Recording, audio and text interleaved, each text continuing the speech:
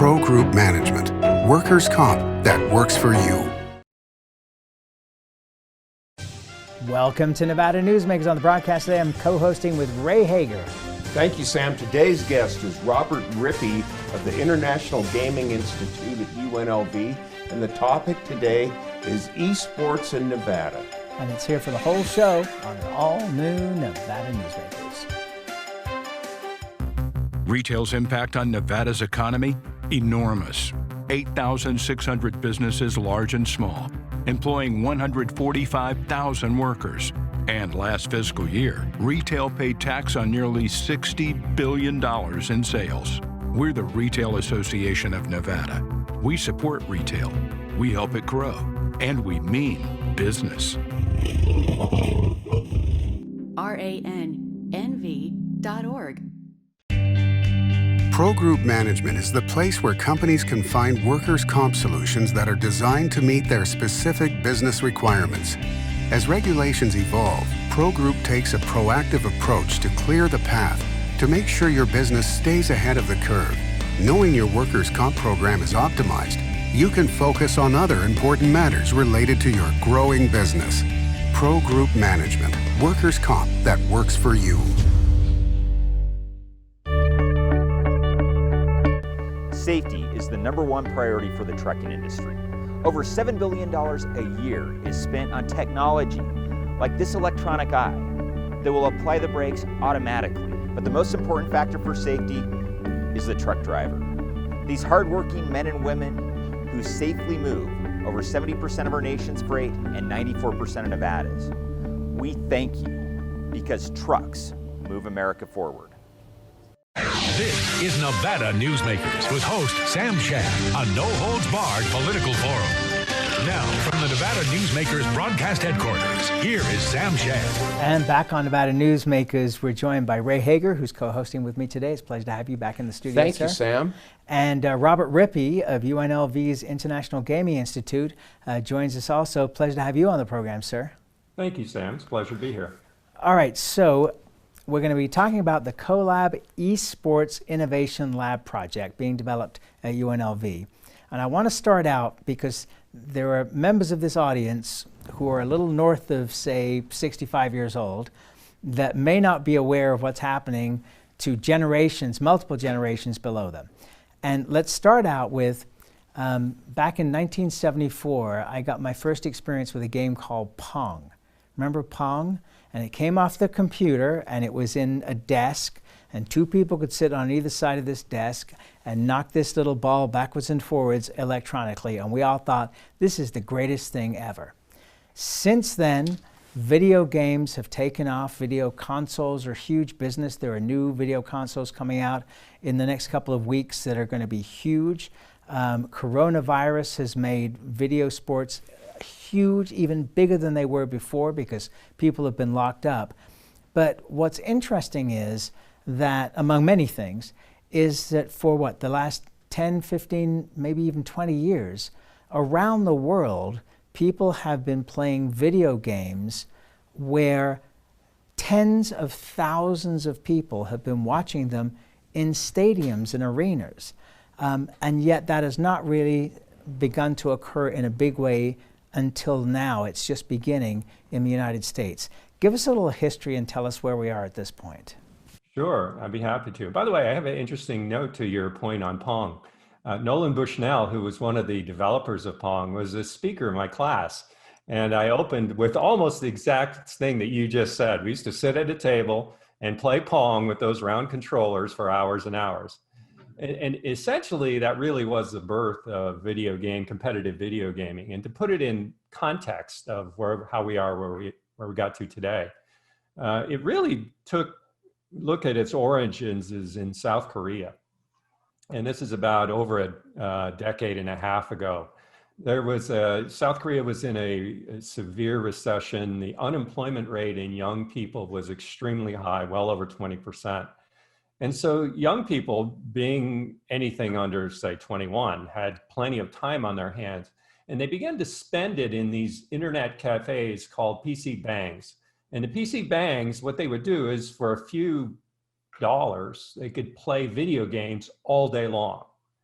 And so they started playing, and eventually and organically that evolved into competitions where one internet cafe would play another in a certain game. And eventually that caught the attention of sponsors who noticed this growing audience. And within a decade, as you mentioned, they were hosting these competitions in soccer stadiums and selling them out. 60,000 fans to come and watch players play against each other in a video game. Hang on, 60,000 fans at that point? Yes, yes. This was, and then that was called a World Championship Series for a game called League of Legends. And it was played in Seoul, South Korea in a soccer stadium. This is over a decade ago.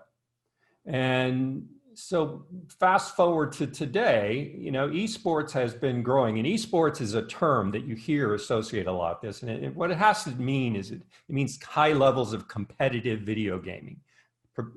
Think of them as professional teams or collegiate teams playing against each other under the banner of UNLV or UNR, and they have a team and they play these games against each other just as they do in basketball or baseball or softball or whatever. So esports, the trajectory of esports then began to follow the development of these teams. And the teams, it was a global phenomenon because you think about it, play a video game, I could play one from here, right here from my home office. I don't have to go someplace to play the game. And so the competitions began to grow and take root around the world, and particularly in the United States. And the growth of esports in the United States was moving along at a pretty fast clip. Now, granted, our assumption, those of us being baby boomers, is this is all young people, right? And for the most part, that's true. The average age of a quote unquote gamer is probably under 30. But since the pandemic has happened, there's been this kind of acceleration of all of that because we're all forced indoors. We're all forced to go online for entertainment. And we began to realize that this is a pretty interesting thing, not only from the perspective of playing the games, because there are now tens of thousands of titles out there of all kinds of games. There's something that will appeal to anybody, but also the competition element of watching professionals or very good players play has turned it into a form of entertainment in addition to being a form of gameplay. And that's kind of where we are today. We're at this point where it has evolved into this, you know, massive form of entertainment and gaming that's a global phenomenon that has been accelerated because of the pandemic and us being forced indoors and forced home.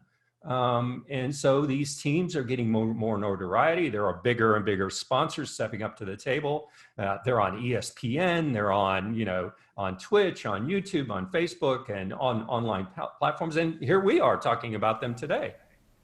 Robert, in a post-COVID world, how many people do you think could be attracted to come to Las Vegas for an esports tournament? I would think it would be as many people as you would get at a major convention in Las Vegas. It's a great question, and they already have. We have history of that already.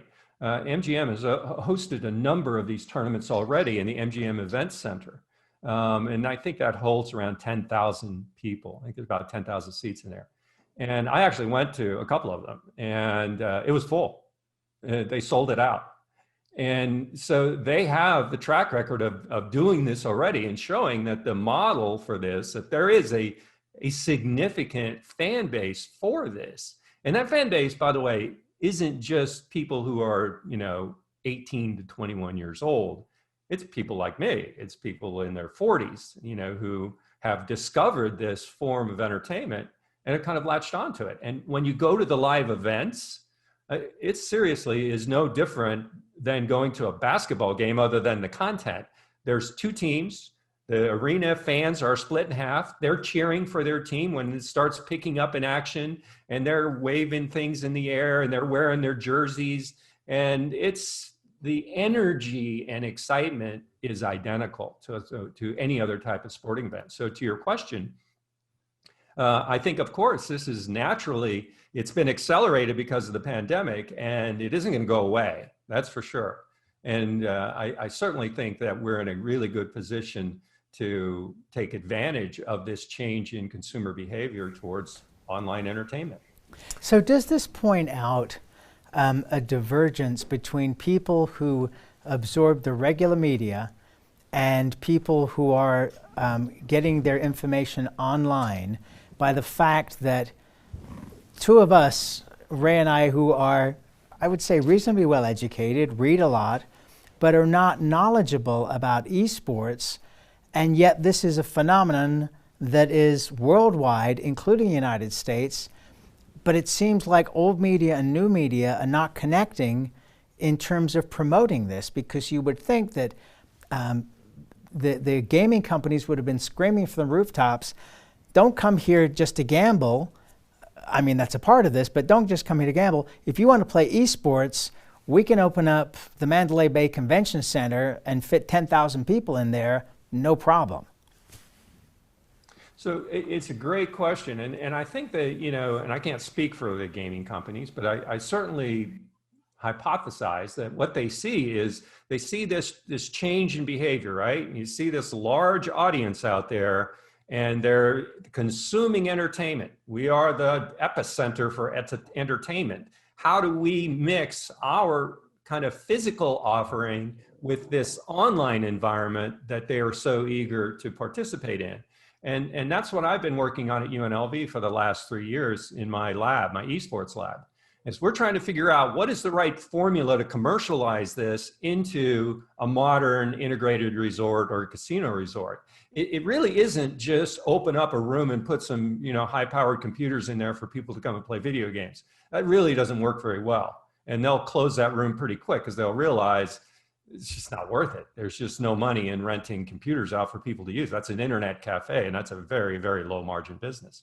On the other hand, if you look at it as a form of entertainment, which they're very good at, I mean, look at the nightclubs and the restaurants and everything else that has kind of defined the integrated resort today, you've got to find the right way to bring this into that same mix. Do what you do really well, which is physical on-site entertainment, but now figure out how to engage this crowd that really is about online entertainment and want the two together. And they socialize with it. Don't get me wrong. We kind of sometimes have this stereotype of the gamer as, you know, someone sitting in the basement of their house playing video games. And while there may be people like that, overwhelmingly, when you go to these tournaments, you see parents with their kids, you see 30-year-olds drinking a beer and watching the game.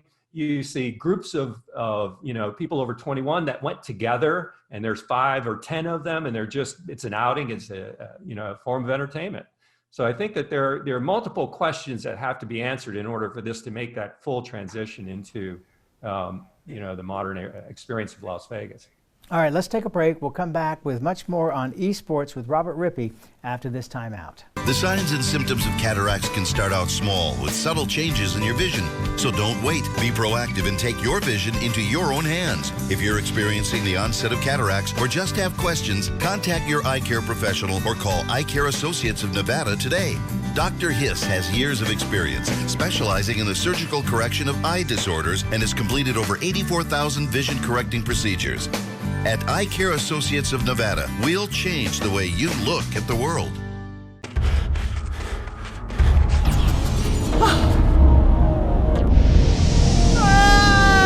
Kenny! Dad? What are you learning? This place is great. Huh? You gotta try this. Wow! This stuff is great! People are gonna love it! Yes. Yes, they will.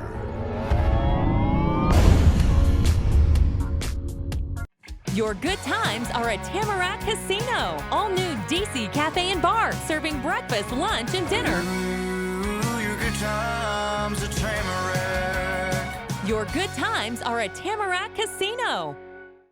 This is Nevada Newsmakers. And back on Nevada Newsmakers, we continue our conversation with Robert Rippee. He is with the International Gaming Institute at UNLV and is an expert on esports, and we are learning more as we go here, right? Robert, one of the reasons why we're interviewing you today is that esports has now a connection with the Knowledge Fund, which was created by the legislature back in the 2011 session.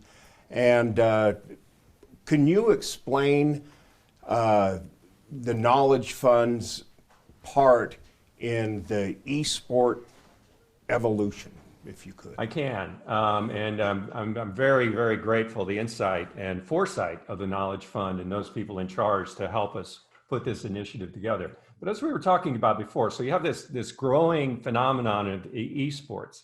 And what the Knowledge Fund has enabled is we have partnered with a company called Rainmaking, who is an innovation accelerator. In other words, they take ideas and they accelerate it to its commercial potential.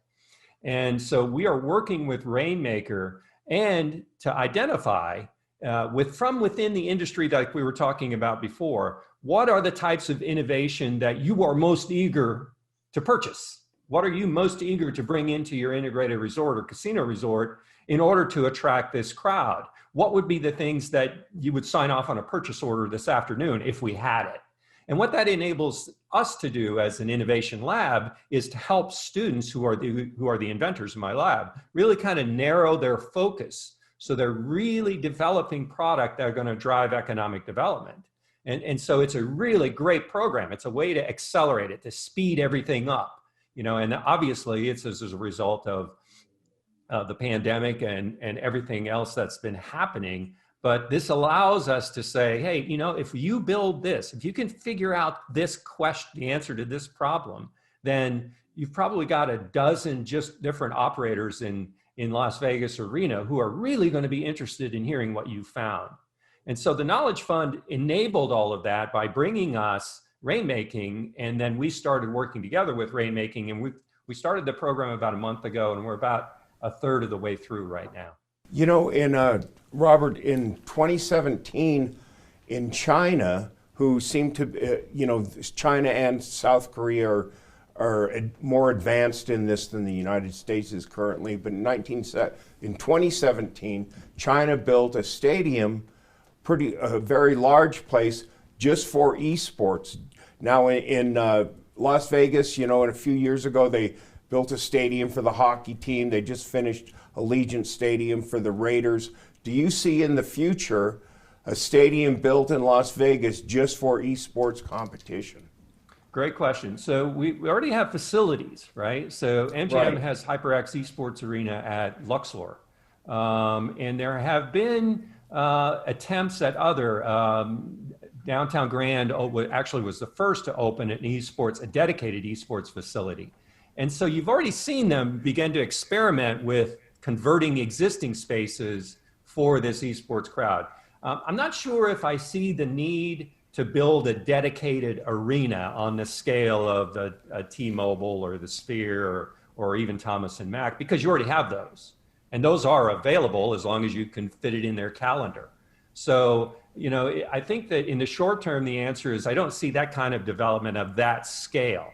I see a lot more smaller scale development, in terms of converting a former nightclub or converting a retail restaurant space or a lounge into a smaller version of this to try and bring that demographic or that crowd into your casino. All right, let's take another break. We'll come back more on esports with Robert Rippee after this timeout. Dimitri Prine here for Design Outdoor. Come visit Design Outdoor's store and backyard to see our wide selection of fire pits, barbecues, and pizza ovens, natural stone water features and fountains, and frost-proof pottery. Our store and backyard are located at 11600 South Virginia, just north of DeMonte Ranch Parkway. Visit designoutdoor.com or call us at 851-9499. Can't do it. Stupid, like my mom. We can't do anything at Mommy's because you won't pay child support. Dad said you cheated, and he's not even sure he's my dad. Mommy said you left both of us, so she isn't gonna let me see you. I look just like my father. I'm divorce attorney Marilyn York, and I may represent men, but hate has no gender, only casualties. Please Stop sacrificing your children in your war against your ex. Hi, I'm Dave Newman. Remember me? I used to be the house detective, and now I'm a realtor, full-time at RE/MAX Realty Affiliates. A lot of people ask me, how's the market? You know what? It's fantastic. If you're even kicking around the idea of buying or selling, give me a call. Let's talk about it. Call me at RE/MAX Realty Affiliates and just ask for the guy who used to be the house detective, Dave Newman. Everyone is talking about opioids, but they're not the only drugs that can be harmful if taken in large quantities or not as prescribed. You also need to be aware of side effects from anxiety drugs, muscle relaxants, sleep aids, and stimulants. Mixing prescription drugs with other drugs or alcohol can be dangerous. If you take Ambien with a glass of wine, it may be enough to stop you from breathing. Prescribed drugs can be just as dangerous as illegal drugs. Take medications only as directed. This is Nevada Newsmakers. And back on Nevada Newsmakers, we continue our conversation with Robert Rippee. He's with the International Gaming Institute at UNLV in Las Vegas and an expert on esports. So I remember probably a dozen years ago sending an email to somebody at a property here in Reno, and I said, similar to what you were talking about earlier, you know, I've been reading all about this with South Korea. You know, why don't you get a whole bunch of you know, video games into the convention center here in Reno and put on a tournament, because I think it would be huge. And of course it was totally ignored. But now, as we are talking about this and we can see the potential, this seems to me like it could be an NFR deal where you could have, in a slow time of the year or in midweek as we're looking for convention business that's disappeared for us for right now, that during a slow time you could have a 10-day tournament, and it would be national, international, people with money, every age group that you could possibly imagine. I mean, this could be as big or bigger than just about anything else. You know, Sam, your instincts were spot on years ago, and they still are. This really is a very big phenomenon, and it is waiting for our industries in the state to really begin to tap it. It is everything that you just said. It has all of the elements of a really cool event like NFR. It has retail, it has experiential. You go watch some of the best in the world. You know, it's got food and beverage, and it fills hotel rooms. So it has everything that around it that can answer some of those questions. And there are already a massive structure of tournaments that are being played around the world. And it's a question of getting in the queue and getting those lined up to be played. Because the equipment to play the tournament is specialized, but that goes with the tournament. It's not like you have to rebuild the arena to accommodate these things. They're done in arenas all over the world. So I think that it's a great point. I think it's a huge opportunity, not just on a big scale of the arena size, but on a smaller scale too, on something that's there 7 days a week, you know, 24 hours a day in a modern casino, saying, yeah, you know what, but this is for that group that really loves this, and they socialize around, they come in there, they hang out for 4 or 5 hours, they play some games, they hang out with their friends, they eat some food, they drink, etc. So a good point. I think we're uniquely poised for that type of opportunity to be exploited here in the state. You know, Robert, when we speak about regular sports, football, basketball, what have you, in terms of Las Vegas, it's always about betting, you know, the point spread, the over-under. Can betting be applied to esports? Is that a way that the casinos could make money off of this? So it has been allowed. You can bet on esports if you are a licensed sportsbook operator and you apply to Gaming Control for a very high level tournament or for a quarterfinal match or higher. So that precedent's already there. I mean, it is legal in certain aspects. The challenge has been, is that the right way?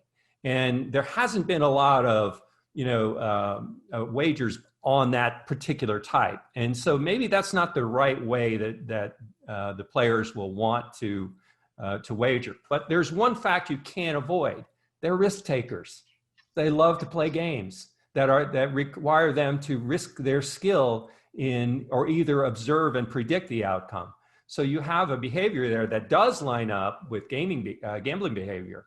It's just a question of finding the right solution to enable those two to converge. And when they do converge, I think it's a brand new field for casinos. Robert, very, very quick answer to this. It seems to me that Nevada and the United States in general seems to be very conservative when it comes to gaming. I think there's always been a fear that it's going to be made illegal again if we do something, too far over the top. It seems to me that in other countries, they are definitely betting on who's winning and who's ahead and how they're going to play and all the rest of this. And we need to jump in with both feet, legally, of course, and with the rules. But I just think this thing is going to be huge in the United States, and we have been missing a gold mine, and now we're jumping on it because of the work that you guys are doing at UNLV. Thank you for being here, and we'd love to talk with you guys more about this as things progress, but it's a very exciting project. Thank you very much. It's been a pleasure being here with you all this morning. Thank you, and we'll be right back. A bird's eye captures its surroundings at different heights. At Brian Culpa Photography, we can make your imagination soar over buildings, parks, cityscapes, and beyond. Brian's images tell the story and get the job done. If you need a new perspective to tell your story, contact Brian today. Brian Culpa Photography. Experience the bird's eye view at brianculpaphotography.com. Hi, my name's Marilyn Miner, and I'm sure you'd agree that Nevada's a very special place to live. I was born here, and my husband and I have raised our family here. I feel it's a privilege to live and work in the Truckee Meadows. I especially enjoy helping my clients reach their real estate goals. Sometimes the smallest details provide the greatest satisfaction. I'd be complimented to talk to you about your next move. Call Marilyn Miner at Dixon Realty, 742-1280, or log on to marilynminer.com. Safety. We all think about it. You think about it when he buckles in, when you check your mirrors and put away your phone. RTC thinks about safety too. In fact, we create it. Center turn lanes mean fewer blind spots. Bike lanes keep cyclists and you safe. Roundabouts reduce injury collisions, and all these crosswalks are designed to keep families like yours safe. Safety is your priority, and it's ours too. Every day, in everything we do. Pro Group Management specializes in providing industries with the necessary components to satisfy and exceed workers' comp requirements. Every business has unique needs and specific regulations. Pro Group Management stays ahead of the curve, providing up-to-date services to keep your industry in top form. Discover how we simplify your tasks, improve efficiency, and reduce expense to keep you moving in a positive direction. Pro Group Management. Workers' comp that works for you. You can now watch Nevada Newsmakers on YouTube. Just go to YouTube and search for Nevada Newsmakers and become a subscriber. We'll see you on the next broadcast. Thanks for watching and listening.